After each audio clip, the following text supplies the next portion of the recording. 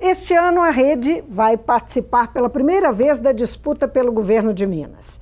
O partido lançou o sociólogo e ex-secretário de Educação do Estado, João Batista dos Mares Guia. Ele entra na disputa eleitoral após 20 anos afastado da política. E João Batista dos Mares Guia é o nosso convidado de hoje. Bem-vindo. Muito obrigado, é um prazer. João Batista, será a primeira vez que a rede vai disputar, como eu disse, o governo. Qual que é a proposta que o senhor vai trazer? A rede é nova na política, mas o senhor não, já milita na política há muitas décadas, esteve afastado de cargos públicos, mas tem uma longa experiência. A experiência anterior O que o senhor vai trazer? O que o senhor vai representar? Eu fui líder estudantil universitário, participei de toda a luta contra a ditadura militar, inclusive coordenei a campanha das diretas já em Minas Gerais, fui deputado estadual, tenho muito orgulho do meu mandato. Depois, por 10 anos, eu fui secretário municipal de educação, secretário de Estado de Educação, e há 20 anos trabalho como consultor em educação, dentro e fora do país. Por que eu aceitei o convite que a rede me fez para ser candidato a governador?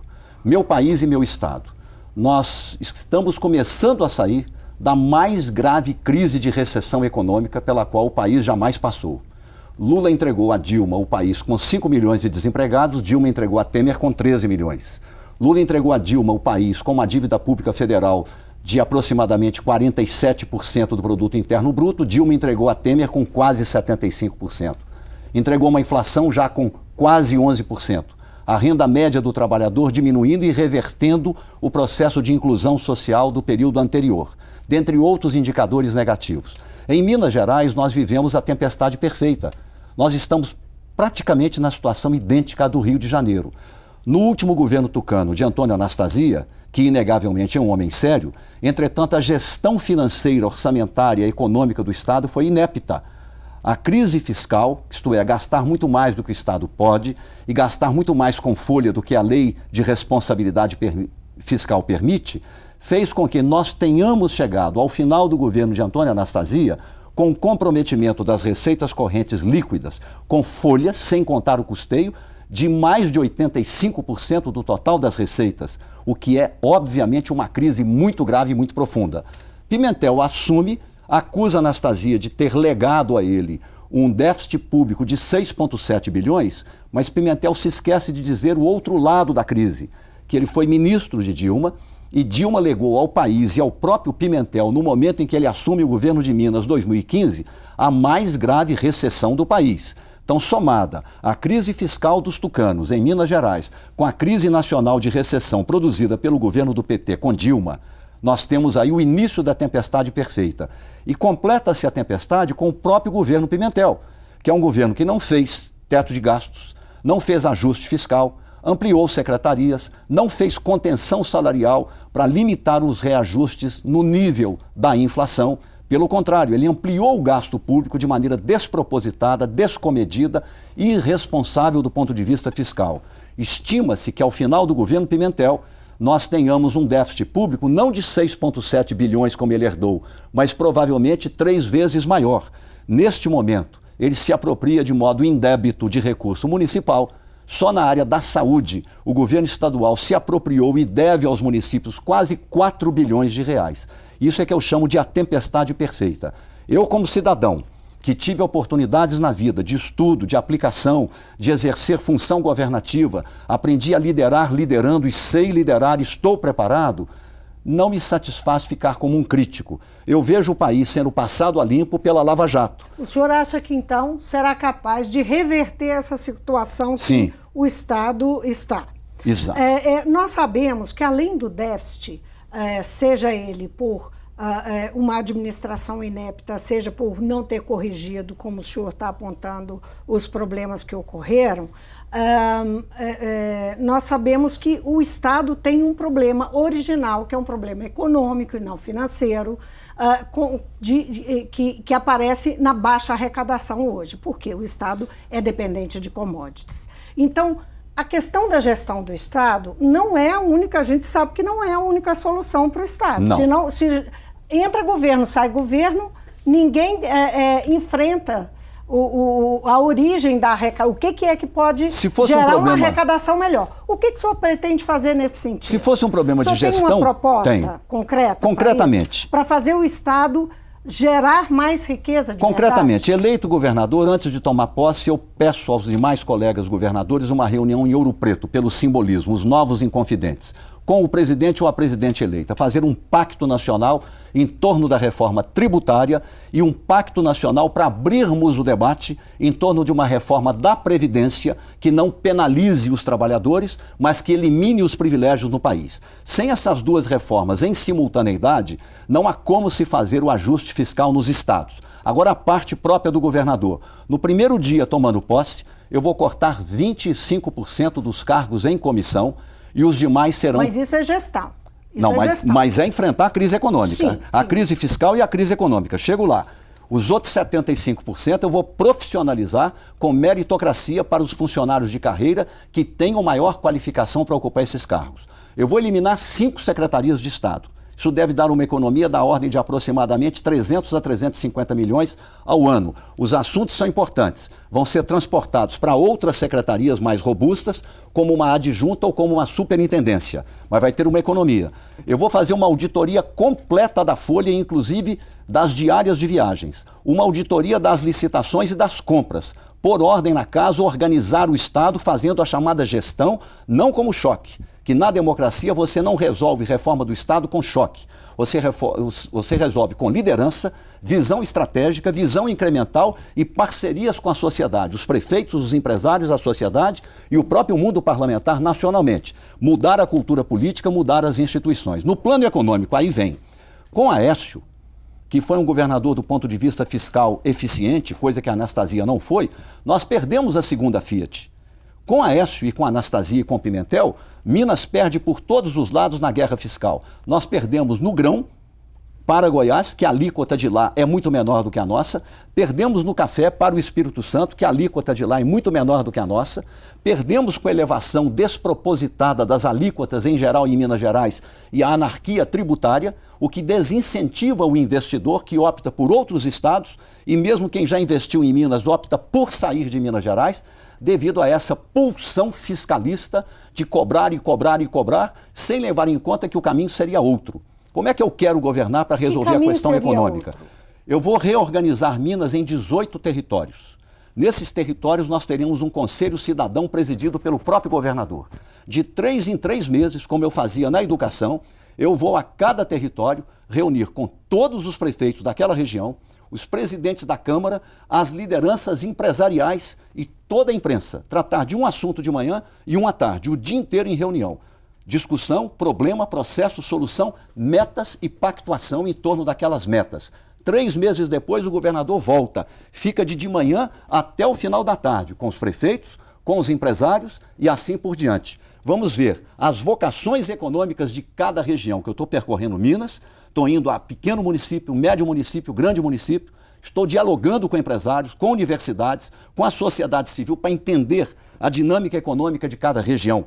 E muita coisa pode ser feita a partir do apoio à agricultura familiar no interior, ao médio produtor rural, ao grande produtor rural, aos comerciantes. Está todo mundo indignado porque não vê esperança na medida em que não há, por assim dizer, segurança jurídica. Não há ação governativa com visão estratégica para fomentar o crescimento econômico. Não há muito menos visão estratégica para o desenvolvimento sustentável. Então nós queremos pactuar retomada do crescimento econômico, vir com o desenvolvimento sustentável que depende das reformas estruturadoras em plano nacional e no plano estadual em simultaneidade, o ajuste fiscal, convocando os empresários, formando as parcerias para o desenvolvimento e chamando as cadeias produtivas, a cadeia produtiva dos grãos do agronegócio. Como é que nós podemos, ao longo de 4 anos, a cada semestre, gradualmente baixar a alíquota de ICMS, enquanto vocês aumentam a produção, aumentam o investimento, modernizam a tecnologia e aumentam a massa recolhida sem clandestinidade e sem migrar o nosso produto para Goiás. Eu vou fazer isso em toda Minas Gerais. Por que eu quero a reforma tributária? Minas é o estado que mais perde com a guerra fiscal. Se vier o IVA, Imposto sobre Valor Agregado, nós vamos unificar impostos. Num primeiro momento, algum estado ganha muito, o outro perde muito. Você cria uma compensação tarifária durante 10 anos, a transição, depois ajusta, acaba a guerra fiscal, poderemos no país trabalhar com alíquotas padronizadas. Agora, João Batista, te ouvindo falar, a gente acredita que isso pode ser uma estratégia maravilhosa. Tomara que seja uma estratégia que dê sorte para Minas Gerais. Mas, por outro lado, a gente sabe que uma campanha política, ela não se faz com um candidato e um partido. As alianças são necessárias. Como é que a rede está pensando isso? E até que ponto uma aliança, para se formar uma aliança, um projeto pode ser comprometido? Que essa que, invariavelmente, a gente, muitas vezes, digamos assim, a gente vê isso acontecendo. Projetos são comprometidos por conta de alianças para atender interesses e tal. Então, eu quero saber como que a rede pensa isso e como que vai fechar esse projeto. Como é que vai impor aos seus aliados o projeto que tem? Porque o senhor está apontando ideias muito pré-definidas. A aliança não tem imposição. Nós teremos um programa que está sendo construído como um construtivismo político em 3 etapas que nós chamamos Eixos 18. 18 municípios maiores do estado, cada um com um tema. Vamos chamar para seminários, estudos, bancos de dados, primeiro diagnóstico, primeiras ideias, primeiras propostas. Para o Estado, regionalizamos. Até o final de junho, nosso programa de governo estará concluído com base em amplo debate. Aliás, o primeiro começa agora, no próximo sábado, em Uberlândia. É o primeiro eixo dos 18. Em Uberlândia, exatamente a questão de desenvolvimento econômico e sustentabilidade ambiental. Como é que esse casamento é perfeitamente viável. Não vamos impor nada, vamos disseminar um programa de governo. Programa de governo, você tem como cláusula pétrea. Ele é inegociável, mas ele pode ser amplificado pela incorporação das ideias dos parceiros que, eventualmente, com os quais venhamos a compor uma aliança política. Não existem. Nesse momento, não, porque nesse momento é o da afirmação dos partidos, é o da afirmação das candidaturas. E é muito bom para a democracia que os partidos e os candidatos se apresentem ideias, programas de governo, que haja muito debate entre os candidatos. Inclusive, se cada debate pudesse se concentrar em 2 ou 3 temas, para nós aprofundarmos economia, crise fiscal, segurança pública, educação. Depois um outro sobre saúde, agronegócio, agricultura familiar e assim por diante. Então nós vamos aprofundar o debate, digamos, que a minha candidatura chegue ao segundo turno.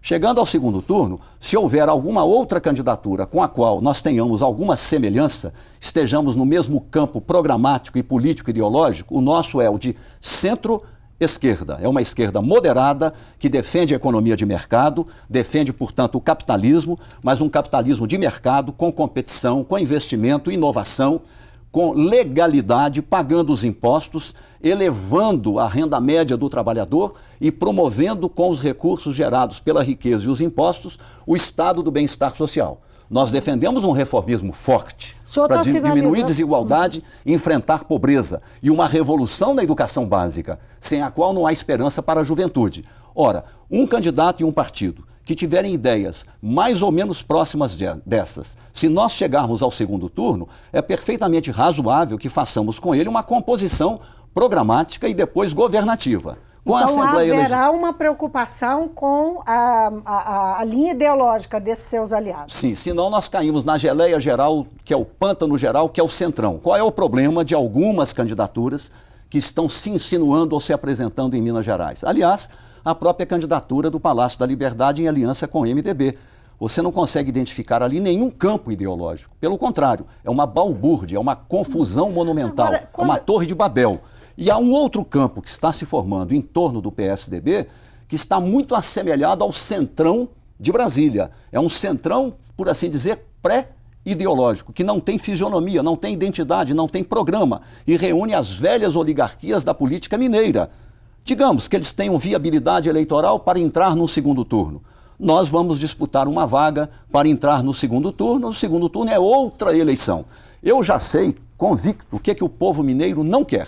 Ele não quer mais do mesmo. Ele não quer corrupção, ele não quer clientelismo, ele não quer politicagem, ele não quer os partidos tradicionais que aí estão, não quer as velhas lideranças políticas. Ele quer verdade, ele quer eficiência, ele quer o fim da corrupção, ele quer educação de qualidade, saúde justa para todo mundo, segurança pública e economia crescendo com emprego e renda. Então o senhor acha que vai conseguir atingir aquele público que está, digamos, descontente, mais que descontente, descrente da classe política? O senhor acha que vai conseguir tocar? Aí vem a outra história. O que o povo quer? Ele ainda não tem claro porque ele não confia.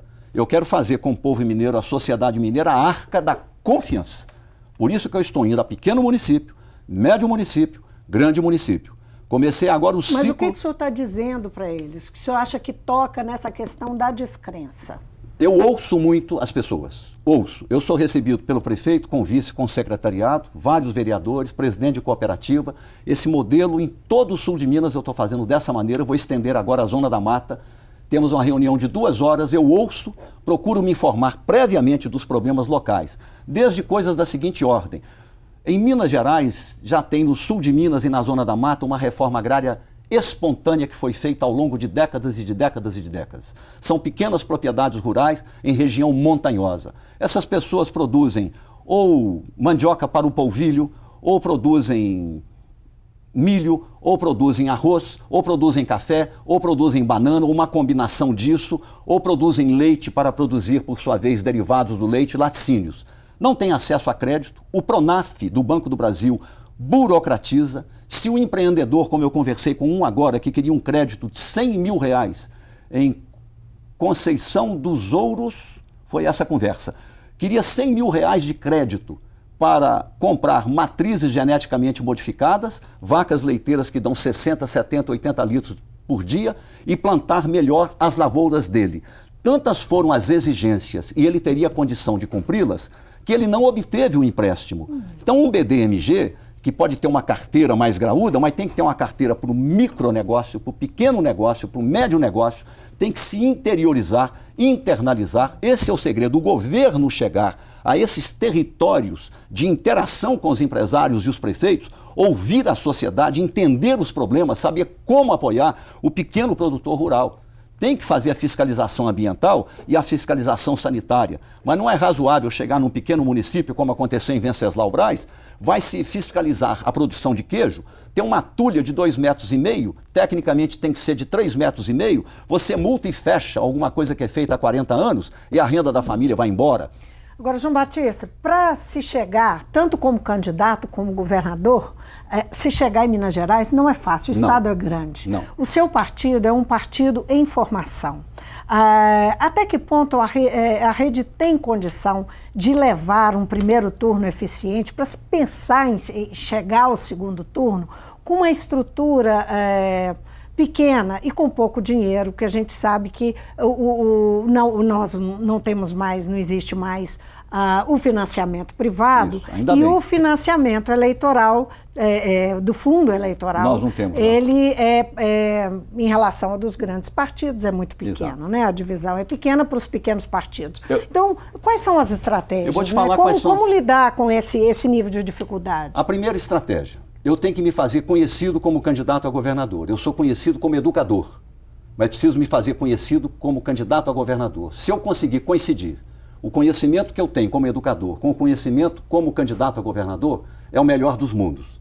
Eu tenho sido convidado por toda Minas Gerais para dar conferências a professores em redes municipais, cursos de 3 horas de duração, como darei na semana que vem em Patos de Minas, para toda a rede municipal, não como candidato, como educador. Mas as pessoas sabem que eu sou candidato, mas eu falo como educador. Então essa é a primeira estratégia, a área da educação. Eu fui secretário de Estado de Educação em Minas. No período em que eu governei a educação, Minas obteve o 1º lugar nacional. Fui eu que fiz o PROCAP, Programa de Capacitação de Professores, que todo mundo elogia, o PROCAD, Programa de Capacitação de Diretores, e eu universalizei o ensino médio em Minas Gerais, me antecipando em quase 10 anos ao que o Brasil muito mais tarde faria. Há um reconhecimento disso. A segunda estratégia que eu estou descobrindo na campanha, o poder não apenas das redes sociais, que eu diria que alcançariam 30% da população, mas o poder da rádio no interior. Eu acesso todas as rádios, dou entrevistas de 30 minutos, 40 minutos, 50 minutos, participo de debates com jornalistas. A imprensa é absolutamente generosa e igualitária, não discrimina absolutamente ninguém. Vocês, nessa campanha eleitoral, têm um papel absolutamente fundamental de democratização republicana das oportunidades para candidatos e partidos que não têm estrutura Ainda bem, é uma bem-aventurança a imprensa livre, que cometa excesso eventual, mas nenhuma censura, imprensa completamente livre. É a segunda estratégia. A terceira, nós temos uma coisa que ninguém tem. As nossas bases municipais são leais, apaixonadas, têm a rede no coração. Quando se encantam com a rede, com a candidatura, com a campanha, se envolvem de graça, não temos custo. Nós temos lugar onde ficar, temos gente para nos transportar. Eu chego de carro a um lugar, se eu tenho que ir a algum outro, eu tenho quem possa levar. Eu tenho um carro com motorista, é o único luxo, entre aspas, que eu tenho nessa campanha, nada mais do que isso. Não tem do que reclamar. Então tem o apoio dos companheiros em cada município. E em quarto lugar, nós encontramos um modo certo de fazer a campanha, que é com a sociedade. O que eu procuro? Essa semana que passou, fui visitar o reitor e os pró-reitores e a alta direção da Universidade Federal de Itajubá. Fizemos lá uma ótima conversa. Dali eu fui dar uma conferência para os lojistas, no Clube dos Diretores Lojistas, durante um almoço. Visito o bispo, visito a Câmara Municipal, visito sindicatos, encontro com um grupo de jovens, dou entrevista à imprensa e à noite faço uma conferência para um grupo plural, diversificado, de pessoas entre vereadores, líderes rurais, líderes urbanos, dirigentes sindicais e empresários, como aconteceu no Hotel Coroados. Eu estou viajando hoje à noite para Montes Claros. Amanhã cedo eu tenho um encontro com todos os empresários de Montes Claros, do CDL, da Associação Comercial e Industrial e do Sindicato Rural, provavelmente na sede do CDL. Estou conversando também com os empresários. Em breve começam os convites para debater com estudantes em colégios e em universidades, ou eventualmente debates com os outros candidatos. Eu quero o debate com os outros candidatos. Estou vendo que o senhor está muito entusiasmado. Muito, apaixonado por essa campanha. Depois de 20 anos fora de uma militância política, de um trabalho sem dinheiro, político, sem mas também não tenho o que reclamar. Fora do serviço público. Fora do serviço público. O senhor está voltando, 20 anos depois. O senhor participou da criação do PT, foi deputado estadual, foi secretário de educação no governo Eduardo Azeredo, que é um governo tucano. Foi também secretário municipal de Educação de Contagem. E o senhor se confessa no espectro político-ideológico de centro-esquerda. O senhor se sente à vontade nessa posição de centro-esquerda, fazendo essa trajetória que fez? E por que, pessoalmente, só para a gente encerrar, voltar 20 anos depois? Né? Bom, eu me sinto bem porque quando ajudei a fundar o PT, saí do PT em 1985. É uma coisa muito triste, porque o PT, entre as paixões que prometia, que era o republicanismo, a democracia estendida e a ética na política, eu observei que não cumpria o fundamento da ética na política. Veio o meu desencanto, eu saí do PT em 1985, há 33 anos. Mas a minha posição no PT era social-democrata. Eu defendia no PT que tinha muitas correntes socialistas, a economia de mercado, o capitalismo com democracia, republicanismo, um reformismo forte, o estado do bem-estar social, o fim da pobreza e a melhoria da renda dos trabalhadores brasileiros. É o que eu sempre defendi. Isso é uma posição de centro-esquerda, não é uma posição radical, não é uma posição anti-economia de mercado. É o que eu defendo. Hoje no Brasil nós temos vários partidos que de maneira mais ou menos coerente se situariam nesse campo que é muito dividido. Estas eleições podem resultar numa grande oportunidade nacional de uma aproximação sucessiva para um construtivismo político da unidade do campo de centro-esquerda. Inclusive, por que o senhor acredita nisso? Acredito porque tem rede, tem o PV, Partido Verde, tem o PDT e tem o Partido Socialista Brasileiro. Além do mais, não se sabe o que vai acontecer. O senhor exclui o PT dessa possibilidade? Além do mais, não se sabe, porque o PT não é partido de centro-esquerda. O PT precisa ter uma identidade teórica, programática, ideológica e política. Ele participa, nesse momento, de uma zona sombria de indefinições, de indecisões.